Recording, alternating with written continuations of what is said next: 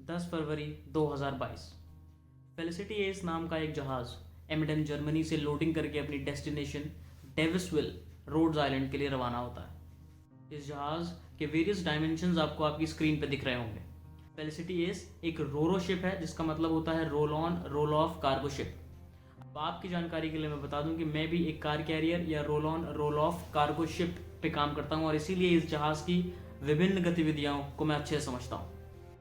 जब ये जहाज़ लोडिंग करके अपनी डेस्टिनेशन के लिए रवाना होता है तो इस जहाज़ पे ऑन बोर्ड 3965 यूनिट्स मौजूद होती हैं, जिसमें कि 1944 यूनिट्स ऑडीज की, 1117 यूनिट्स पोर्शाज, 85 लैम्बोर्गिनीज, 189 बेंटलेज एंड 561 फोक्सवैगन की गाड़ियां मौजूद थी।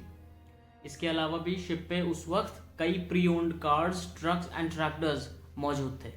16 फरवरी 2022 जब ये जहाज़ नॉर्थ अटलांटिक में अपनी डेस्टिनेशन के लिए एन रूट था, उस दिन इस जहाज़ की एक कार्गो होल्ड में आग लग जाती है। अभी जिन लोगों को नहीं मालूम है उनकी जानकारी के लिए मैंने कुछ फ़ोटोज़ अटैच करके रखी हुई हैं, जिसमें आप देख सकते हैं कि एक कार कैरियर एक्चुअली दिखता कैसा है। इस शिप के अंदर कई सारे डेक्स लगे होते हैं, जिसे आसान भाषा में आप समझ सकते हैं कई सारे फ्लोर्स होते हैं, और ये सारे ही फ्लोर्स एक दूसरे से रैम्प से कनेक्टेड होते हैं। तो गाड़ियां नीचे से एंटर करके किसी भी फ्लोर तक जिस पे भी उन्हें लोडिंग करनी है आराम से जा सकती हैं। इसके साथ ही साथ कई सारे डेक्स मूवेबल होते हैं और ये जो रैम्प्स होते हैं ये भी मूवेबल होते हैं। जहाज़ पे आग लगने के बाद जहाज़ के कैप्टन साहब एक डिस्ट्रेस मैसेज ब्रॉडकास्ट करते हैं और सारे के सारे 22 के 22 क्रू मेंबर्स लाइफ बोट को लोअर करके शिप को अबैंडन कर देते हैं। आसपास मौजूद सारे जहाज़ इस डिस्ट्रेस मैसेज का जवाब देते हैं और इन्हीं जहाज़ों में एक ऑयल टैंकर होता है रेजिलिएंट वॉरियर, जो कि इस शिप से कम्युनिकेट करके इन्हें बताता है कि वो इनकी रेस्क्यू के लिए आ रहे हैं। रेजिलिएंट वॉरियर इस जहाज़ के सारे क्रू मेंबर्स को ऑन बोर्ड ले लेता है। आसपास मौजूद सारे जहाज़ों के अलावा ये डिस्ट्रेस मैसेज पोर्चुगीज नेवी के पास भी जाता है और पोर्चुगीज नेवी जल्द से जल्द इंसिडेंट वाली जगह पर पहुंच जाती है। पोर्चुगीज नेवी अपना रेस्क्यू ऑपरेशन शुरू करती है और सारे के सारे क्रू मेंबर्स को ऑयल टैंकर से अपने हेलीकॉप्टर्स पे एम्बार्क कर लेती है।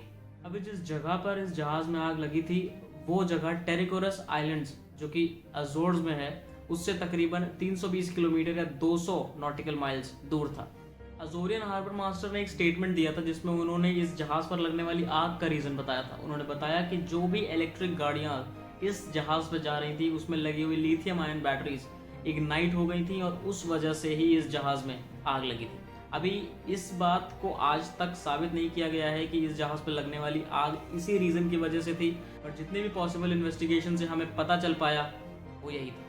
अभी ऐसा नहीं होता कि अगर जहाज़ पर आग लग जाए तो उस आग से लड़ने के लिए हमारे पास कोई सुविधाएं नहीं होती। हर कार डेक पे एक इक्वल डिस्टेंसेस पे पोर्टेबल फायर एक्सटिंग्विशर्स लगे हुए होते हैं ऑफ एप्रोप्रिएट टाइप, जिससे आप स्मॉल फायर्स को बुझाया जा सकता है। अगर फायर बड़ी हो जाती है तो हमें फिक्स फायर फाइटिंग सिस्टम जो भी जहाज़ पे लगा हो, जैसे कि आपका फोम हो सकता है या फिर कार्बन डाइऑक्साइड सिस्टम, उसको यूज़ किया जाता है। अभी क्योंकि इस जहाज़ के सारे क्रू मेंबर्स ने इस जहाज़ को अबैंडन कर दिया था, इसका मतलब साफ है कि जहाज़ की आग इतनी बड़ी हो चुकी होगी कि उसको बुझाने के लिए जहाज़ का फिक्स फायर फाइटिंग सिस्टम भी काम में नहीं आया होगा। 18 फरवरी 2022 आग लगने के महज 2 दिन बाद इस जहाज़ के सैल्वेज ऑपरेशन का कॉन्ट्रैक्ट स्मिथ सैल्वेज को दिया गया। अभी जिन लोगों को सैल्वेज नहीं पता है, सैल्वेज का मतलब होता है किसी जहाज़ को रिकवर करना जब उस जहाज़ पर किसी भी तरह की मैरीटाइम कैजुअलिटी होती है। पोर्चुगीज नेवी का एक पेट्रोल शिप NRP सेटेबल ने इस जहाज़ को तब तक फॉलो किया जब तक रेस्क्यूअर्स ने इस जहाज़ की आग को पूरी तरह से नहीं बुझा दिया।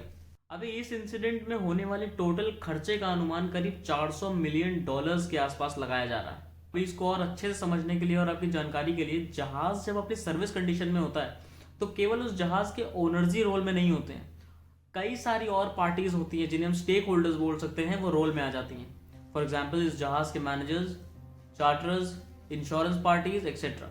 अब इस जहाज़ पे लगी हुई आग को देखकर ये बात सबके लिए जाहिर हो चुकी थी कि इस जहाज़ पर मौजूद सारी की सारी गाड़ियां और सारे के सारे यूनिट्स अब तक जल के राख हो चुके होंगे।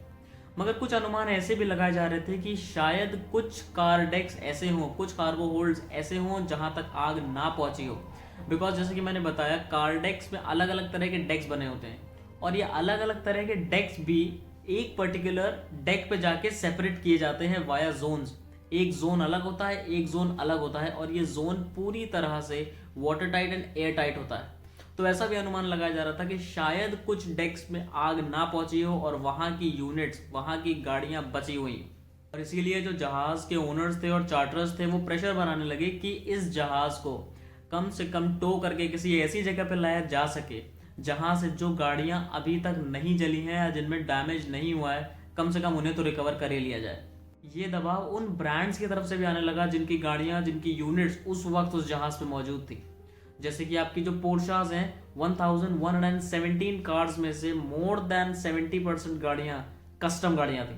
अब ऐसी कस्टम कार्स का जल के राख हो जाने का मतलब है कंपनी को दोबारा से वो सारी की सारी गाड़ियां बनानी पड़ेंगी फ्रॉम स्क्रैच।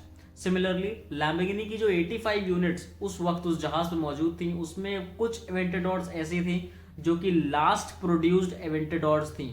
इन सारी चीज़ों को मद्देनजर रखते हुए एक फाइनल डिसीजन पे कंक्लूड किया गया कि इस जहाज को टो करके किसी सुरक्षित जगह पर लेकर जाया जाएगा। अभी क्योंकि ये जहाज अजोर्स आइलैंड के सबसे ज़्यादा करीब था, तो हर कोई ये अनुमान लगा रहा था कि क्यों ना इस जहाज को अजोर्स आइलैंड की तरफ ले जाके बर्थिंग करा दी जाए और वहां पे जाके जो बचा हुआ कार्गो है और जो शिप है उसे रिकवर कर लिया जाए। मगर पोर्चुगीज नेवी के एक स्पोक्स पर्सन के स्टेटमेंट के हिसाब से अजोर्स आइलैंड में जितने भी जो जेटीज थी, जो बर्थ्स थी, वो इस साइज के वेसल को अकोमोडेट करने के लिए नहीं बनी थी और इसी वजह से इस जहाज को कहीं और ले जाके बर्थिंग करानी पड़ेगी। अब इस जहाज में आग लगने से लेके जहाज में लगी हुई आग को बुझाने तक करीब 1 हफ्ते का समय लगा और इस 1 हफ्ते में जहाज क्लूलेसली, गाइडलेसली अटलांटिक में ड्रिफ्ट करता रहा और जलता रहा। फाइनली टोइंग ऑपरेशंस को हरी झंडी मिलने के बाद 2 बड़े टग बोट्स को बुलाया गया विद फायर फाइटिंग इक्विपमेंट्स और जहाज पे टोइंग के लिए अरेंजमेंट्स बनाए गए और फाइनली टोइंग शुरू करवाई गई। पर आपने सुना होगा कि जैसा हम चाहते हैं वैसा हमेशा नहीं होता। अब जहां सारी की सारी पार्टीज इस जहाज को और इस जहाज पे मौजूद कार्गो को बचाने की रणनीतियां बना रही थी, कुदरत इस जहाज के लिए कुछ अलग रणनीति बना रही थी। 1 मार्च 2022 मौसम बिगड़ने लगता है और बिगड़ते बिगड़ते ज़्यादा ख़राब हो जाता है। इस ख़राब मौसम की वजह से जहाज़ 45 डिग्री स्टारबोर्ड साइड लिस्ट हो जाता है। स्टारबोर्ड साइड मतलब होता है राइट साइड, लिस्ट का मतलब होता है, आसान भाषा में आप समझ लीजिए, जहाज़ टेढ़ा हो गया 45 डिग्री।